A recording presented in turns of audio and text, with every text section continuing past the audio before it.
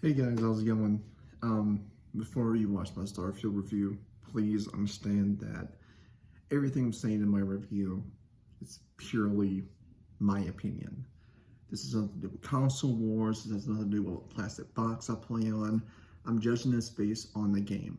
And as someone who loves Bethesda and has been growing up playing the RPGs, I'm looking at this as purely as an RPG fan and as a Bethesda fan to see how it holds up to their previous games and how it holds up as an RPG. So please take everything I'm saying as an opinion. And please understand that I'm not here to pick sides in terms of a plastic box. But this will be a spoiler-free review. Hope you guys have a great day, and please enjoy the review. Hello guys, how's it going? Kelsey Reviews here with my review for one of my most anticipated games of 2023, Starfield.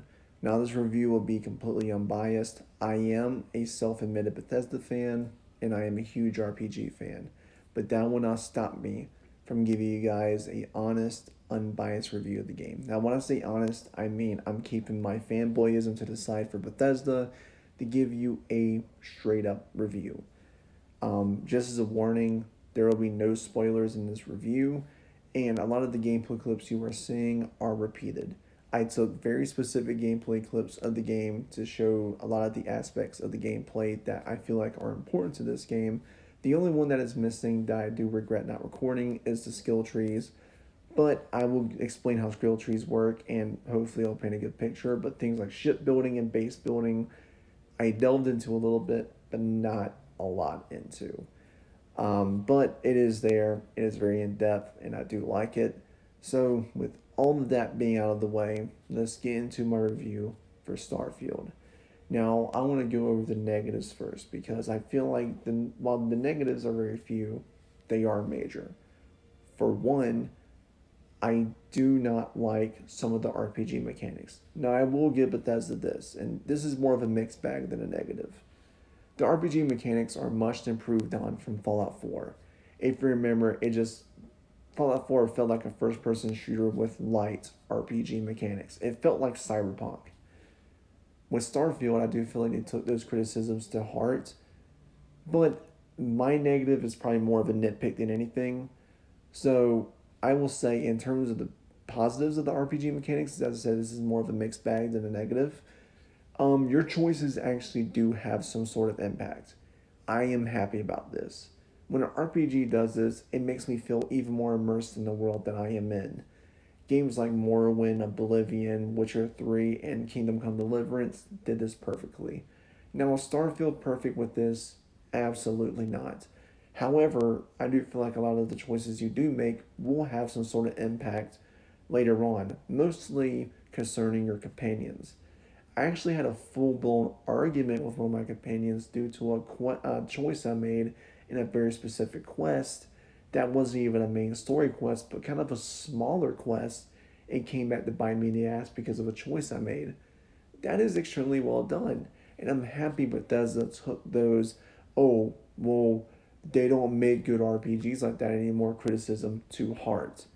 Now, the negative for me, and this is going to be a huge nitpick, is the backgrounds.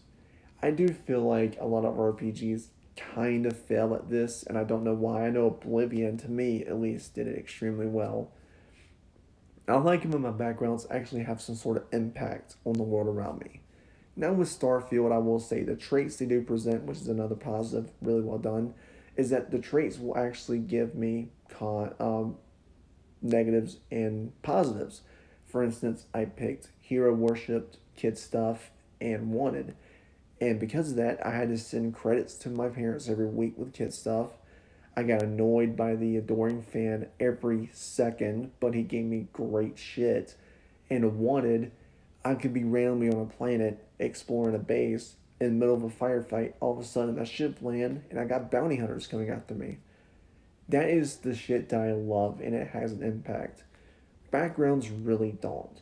Now, I will say it does give you three starting skills, but when I want backgrounds, I want it to have more of an impact on the world around me. I wanted to have more of a positive and a negative, like with the traits, but make it an even bigger one. All it really does for backgrounds is say, okay, you get three starting skills that relate to your the background, and you get dialogue options when it is necessary. Sort of like what Cyberpunk did, but I will say Bethesda did it way better in Starfield. But it's just kind of a letdown for me. I know it's more of a nitpick, but it is still a letdown for me. Now let's get into the negatives of Starfield, the things I didn't like. For one, the main quest design, not story, but design, is awful. The whole point of the main quest line is a fetch quest. Go here, grab this. Go here, grab that. Go here, do this, then grab that. The whole quest is a huge fetch quest, and I don't like the design of it. I really wish they would have went with a different design choice. Say what you want about Skyrim. It had different variety of quest design in its main story. Say hell, even Fallout 4 had different quest variety in its main quest. The majority of Starfield's main quest design is a fetch quest, and it is not the funnest thing in the world. I do wish they would have changed it up a bit because it made I will say, probably one of the better main stories of a Bethesda game kind of tedious to get through because of it. Another negative is a lot of the handcrafted elements of the procedural generation content does get repeated sometimes. Now, that's not really a negative for me, but I am placing it in the negatives because I can see how this could annoy people. The repetition of these handcrafted elements could break immersion for a lot of players, and I can see that. It didn't really do it for me, but I can see how it could, and that's why I'm placing it here. Another negative for me, and this one's gonna be kind of a kind of like, oh wow, why are you bringing this up? Is the performance of the game. Now, this isn't horrible. I will say it's not like the worst thing in the world, but there are instances, and you can probably see gameplay clips here of it, where the frame rate did drop in that one clip I showed a drastic amount. Now, this didn't happen a lot, but I know for some people they can be like, oh, they locked this game at 30 FPS. Why is this happening? Compared to other Bethesda games, this isn't terrible, but I am placing it in a negative because it is technically a negative. And the last huge negative for me has to be how the ships are handled. Not ship combat, but how the ships are handled. I do agree when reviewers said it does feel like you're in a fishbowl when you're in your ship. But this is kind of countered with the fact that there is a lot of things you can find out in space, such as derelict ships, friendly NPCs, enemy NPCs. But I do wish there was a lot more to do out in space, as there is that you can do on foot. With those negatives out of the way, let's get into the positives of Starfield, one of which is the writing. Holy shit, this is probably some of Bethesda's best writing to date. There are some quests in this game where it got me emotional. There are some quests in this game that made me feel pressured into making a terrible decision. It is fantastic writing on Bethesda's part. I am very glad they took that, again, another criticism of Fallout 4 to heart, because let's be honest, Fallout 4 had some terrible writing. But I'm glad to see they took some of the criticism from Fallout 4 to heart, and it shows in Starfield. A lot of the criticisms they got from Fallout 4 and Fallout 76 have been addressed in Starfield tenfold. It is a much better RPG. But the main story itself is very well written. A lot of the side quests I've done, actually all the side quests I have done, even the more tedious ones, have great writing. And that is a testament to how much they took that criticism to heart. Another great positive is the combat. Whether you're in your ship or on foot, it feels great to do. It is extremely well done. I love getting into space battles, getting into dogfights in space. It is fun to shoot out their engine, leave them floating in zero G out in space. We'll leave them floating and then board their ship to kill the people on board. It is awesome, extremely well done on Bethesda's part. I'm very happy that they made not only the ship combat feel great, but the on foot combat feel great. It feels weighty, responsive. I feel like my guns are actually doing something to the enemies.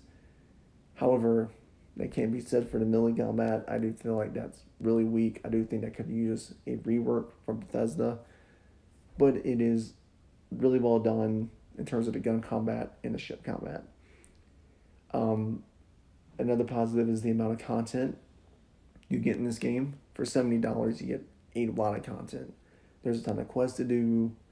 You can build bases, build ships, piece by piece. You can build whatever you want. Just there's a ton to do in Starfield, and I do feel like they really did pack this game as much as they can full of content for players to enjoy. Another great positive is how the procedural generation is handled. I do feel like they did a great job. They didn't overdo it like No Man's Sky did to me. A lot of the plans do feel different enough and feel varied with a ton of handcrafted stuff on them to do. You can find barren bases, civilian outposts, construction sites, all that. And as I said, a lot of it is repeated, but to me, it's really a big negative because the amount of random things I've had happen on planets, I can write a book on all the random things that have happened to me while I was on a planet.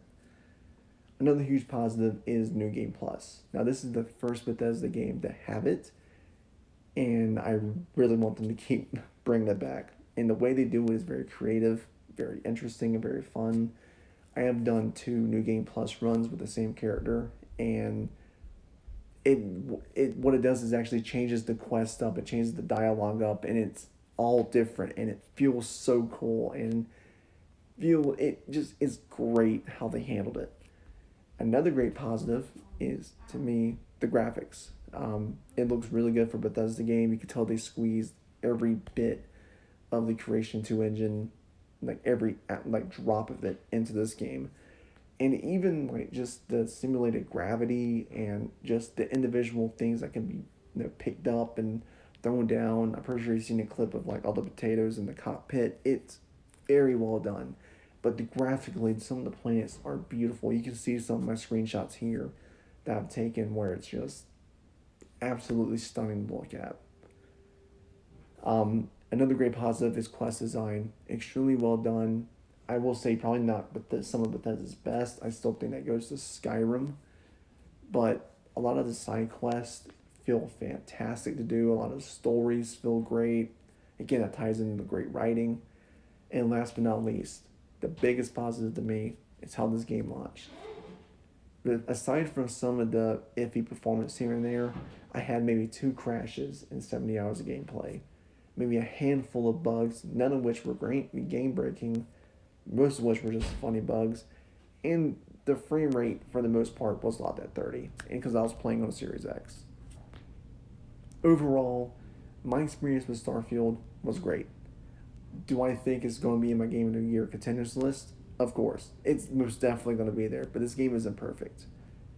This game has issues. I really hope they address it with expansions, maybe rework some things, but overall, it is a great game.